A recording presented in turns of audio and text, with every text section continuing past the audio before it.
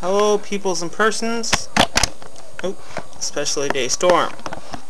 I'm doing a video response to his tag. I'm tagging him because he has the things I can do tag that he made up at the end of his never ever tag response. Well, I could do things really well that a lot of people can do really well. It's just I do it more and better than most people think I can. Yeah. So instead of talking about that, I thought I'd do another tag where I talk about things I have done. Things I have done in my life that are extraordinary. And I'll start off from here. 1. I've been to Pearl Harbor.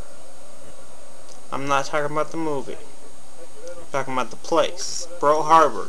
I've been to the Memorial Museum, and actually one of the boats, they have this boat that they just ship you out to that have raised up in the water, a memorial boat where they have a wall from the ceiling part to the floor of the ceiling of a certain area, 'cause it's kind of covered, where it's it just names all the way down of the people who died in Pearl Harbor. Big wall on this raised up boat, and I saw people throwing in leis to the water, and my dad would just sat there most of the time just reading the wall. I was too young to know the significance of this event in my life, but it was Tenet's time.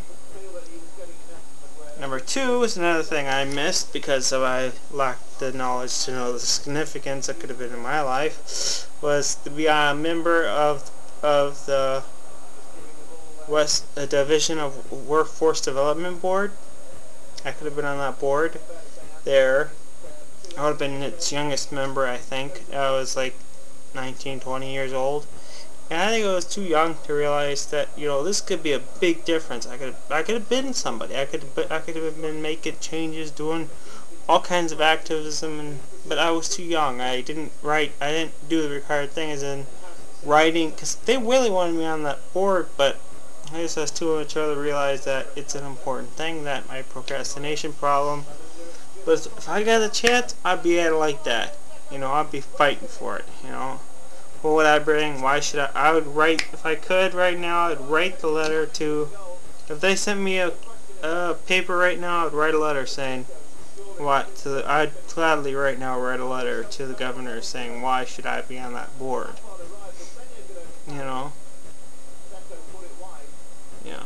That was a missed opportunity because of my immaturity. Hopefully I've matured since then. I'm 25 now. I was 19, 20 years old then.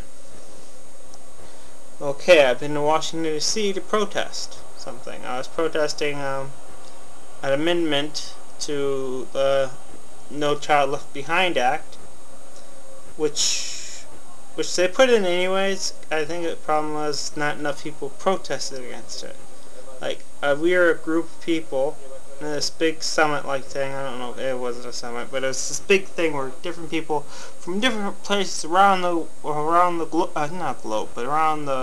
U.S.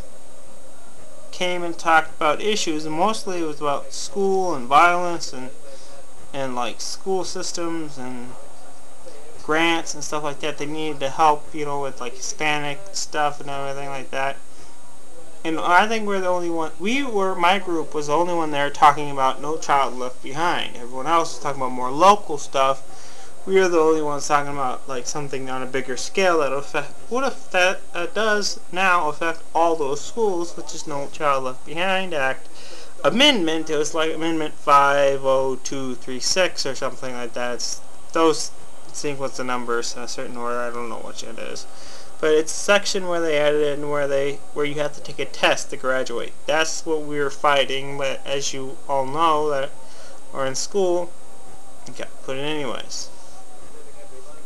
I went to Madison, Washington. I've been to Madison, the capital of Wisconsin, because that's where I live in Wisconsin, to advocate disability rights. And I got to talk to a senator about the fact that the problem is with higher level disabilities, like higher functioning disabilities, higher functioning mental disabilities, that you coming off roadblocks. And the problem with me was it seemed like they're all thinking that I was not retarded enough to receive services, and that's what I actually said that to a senator or assistant or whatever. I said to him, and I quote, "Seems like they don't think that I'm retarded enough to receive services." And my mom's like, "Don't because you don't say that. That's not proper." But I wasn't there to be prim and proper. I was there to say what I think needed to be said, is that just because you're not as badly as cognitively bad, you're not as your mental disability and as hardcore as someone that's with Down syndrome, doesn't mean you do not require help. That's what I was kind of trying to get across really shortly. That was really good. That's 1, 2, 3. That's 3 things. I'm going to do 5 because I tried to do 10. I went to 10 minutes. Okay? 4. At least live in Hawaii. I also been to a Pro Bowl game. That was awesome. Kept saying, "Go root for AFC" or whatever it's called, but I kept going, AFC, AFC, KFC, KF. I kept switching from AFC to KFC because I wasn't used to that term. And number 5. Number 5. It's a hard one. Well, number 5 is I learned